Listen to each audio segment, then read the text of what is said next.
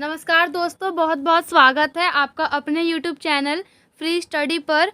आज की वीडियो में हम बात करने वाले हैं बीए प्रोग्राम का जो हिस्ट्री का पेपर है वो हम डिस्कस करेंगे। जैसे कि मैंने आपको पहले ही बताया था कि जो हम पेपर डिस्कस करेंगे अब कम से कम आपके 10 पेपर रहेंगे। तो ये जो पेपर है 2017 का पेपर है जो कि पूछा गया था, क्या क्या क्वेश्चन आए हैं वो हम डिस्कस करेंगे। और आप सभी को पता है कि मिड मई से आप लोगों के एग्ज़ाम स्टार्ट हो जाएंगे। तो एक बार आंसर तो इन सब के मिल जाएंगे, डोंट वरी। आंसर की सेपरेट वीडियो आएगी, पर क्वेश्चन पे सेपरेट वीडियो होगी।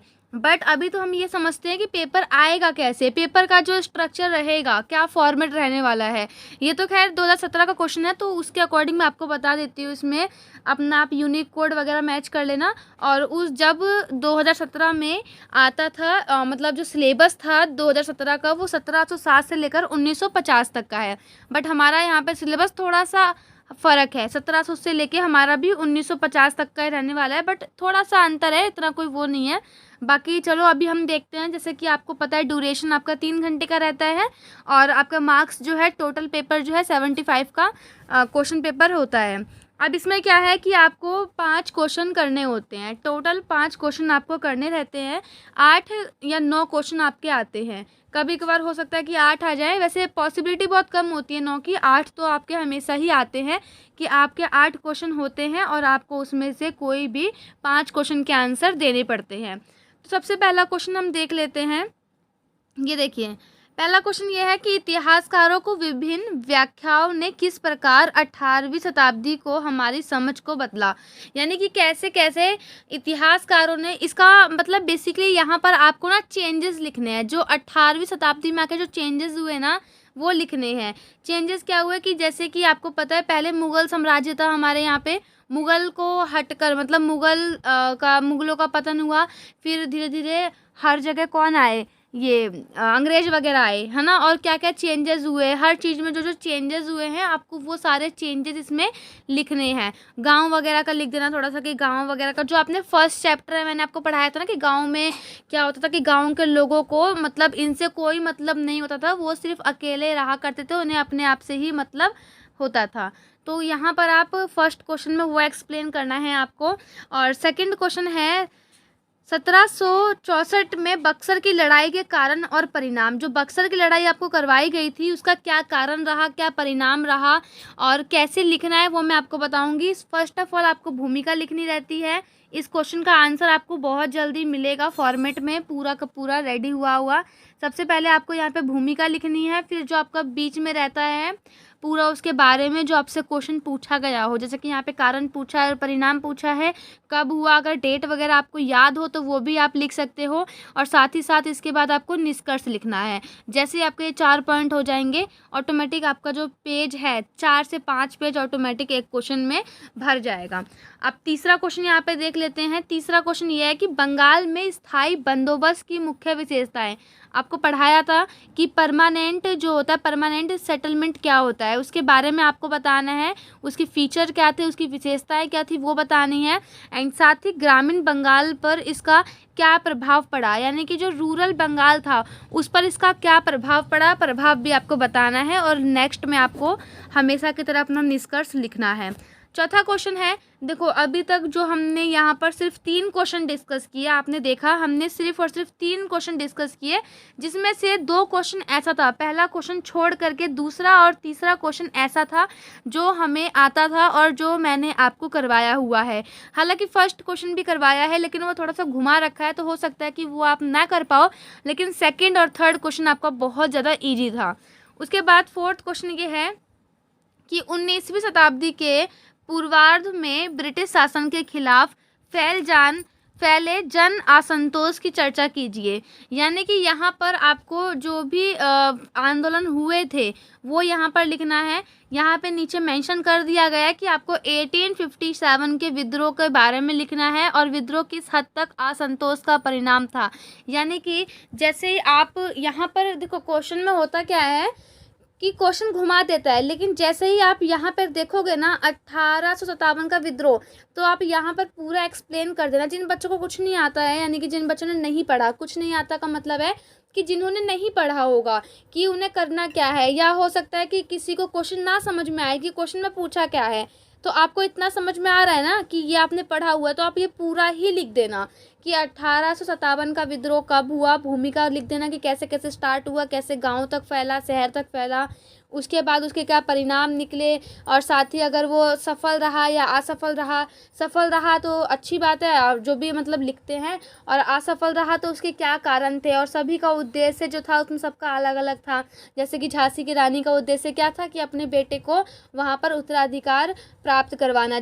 बड़े बड़े जमींदारों ने भी इसमें भाग लिया था, तो उनका क्या था, उनका मेन उद्देश्य ये था कि जमींदारी व्यवस्था जो है वो आ जाए। तो बेसिकली जो 1857 का जो विद्रोह हुआ था, उसमें हुआ क्या था कि सभी लोग चाहते तो थे आंदोलन करना, लेकिन सभी का अलग अलग उद्देश्य था, किसी का उद्देश्य सेम नहीं था। सभी चाहते थे कि जो ब्रिटिश की नीतियां हैं, जो ब्रिटिश कंपनी के जो रूल एंड रेगुलेशन है वो हट जाएं उनके उनके क्षेत्र से।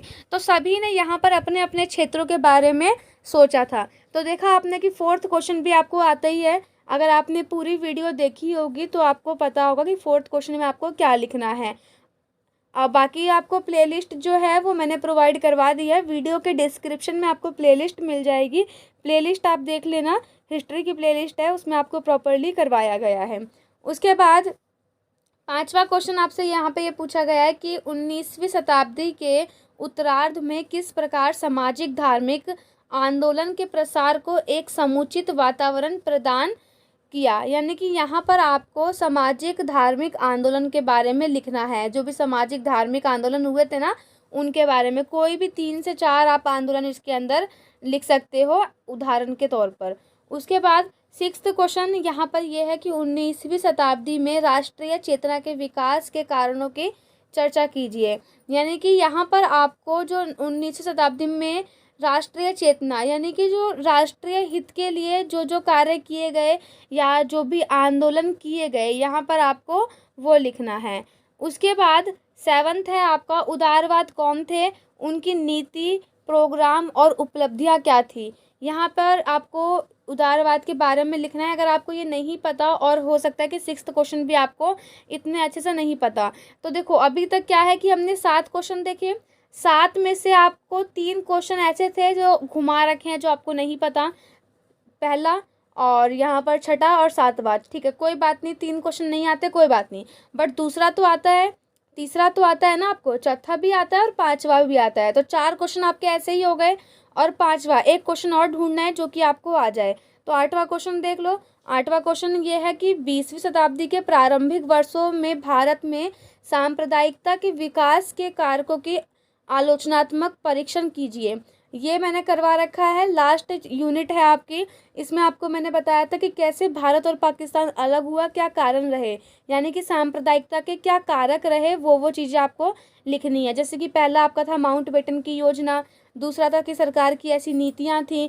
तो वहाँ पर आपको 5 कारक बताए गए थे, 5 से 6 कारक, आपको यहाँ पर यही लिखना है। तो ये देखो टोटल आपको 5 क्वेश्चन करने थे, जिसमें से आपने 8 क्वेश्चन देखे और 8 में से 5 तो आपको आते ही आते हैं। अब यहाँ पे फिर भी हम 9th देख लेते हैं कि जो आपको बहुत अच्छे से आ जाए। 9th में सविनय अवज्ञा आंदोलन और असहयोग आंदोलन में गांधी जी के योगदान के बारे में लिखना है। गांधी जी का क्या योगदान रहा असहयोग और सविनय अवज्ञा आंदोलन में, वो लिखना है। 10वां क्वेश्चन आपका ये होता है कि जो शॉर्ट नोट होता है इसमें आपको टोटल 4 दिए रहते हैं, जिसमें से आपको कोई किसी 2 पर टिप्पणी लिखनी पड़ती है, यानी कमेंट करना पड़ता है। तो राजा राम मोहन के बारे में यहाँ पर है, आप उनके बारे में पूरा लिख सकते हो कि उन्होंने समाज सुधार के लिए क्या क्या कार्य किए, महिलाओं के लिए क्या कार्य किए, उनका जन्म कब हुआ, भूमिका में आप उनका परिचय लिख सकते हो, और जो मिड रहेगा आपका बीच का, वहाँ पे आप क्या क्या उन्होंने कार्य किए, क्या उपलब्धियाँ थी वो, और लास्ट में निष्कर्ष। और यहाँ पर है महाराजा रणजीत सिंह, स्वदेशी आंदोलन और कैबिनेट मिशन 1946। तो यहाँ पर ऐसे आपसे 4 क्वेश्चन पूछे जाते हैं, जिसमें से आपको सिर्फ और सिर्फ 2 क्वेश्चन का आंसर देना होता है। तो देखा यहाँ पर हमने टोटल 10 क्वेश्चन देखे, और 10 क्वेश्चन में से क्या था कि 10 क्वेश्चन में से आपको टोटल 5 क्वेश्चन अटैम्प्ट करने हैं, अपने पेपर में लिखने हैं।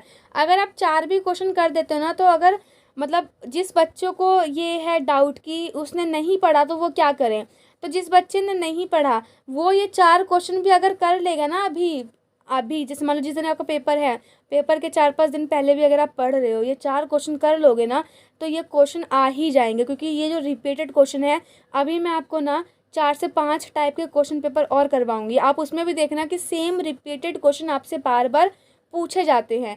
तो जिन भी बच्चों ने नहीं पढ़ा, जिनका सिलेबस कंप्लीट नहीं हुआ, क्योंकि काफ़ी बच्चे क्या कि जॉब वगैरह करते हैं तो वो नहीं पढ़ पाते हैं, है ना, तो ये 4 क्वेश्चन भी अगर कर लेंगे ना, टोटल आपको 5 क्वेश्चन करने रहते हैं और 4 भी क्वेश्चन कर लोगे तब भी आप पास हो जाओगे, क्योंकि काफ़ी बच्चे एंड टाइम पे बोलते हैं कि मैडम ऐसा क्या पढ़े कि जिससे हम पास हो जाएं।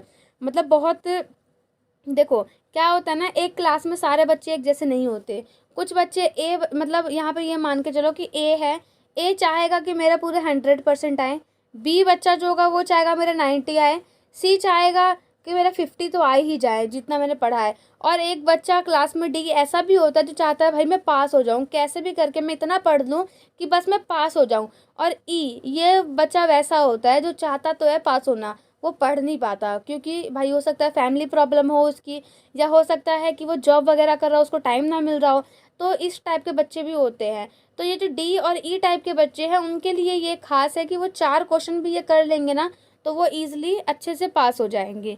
तो आपको वीडियो कैसी लगी कमेंट करके ज़रूर बताएं, मिलते हैं नेक्स्ट वीडियो में, तब तक के लिए जय हिंद जय भारत।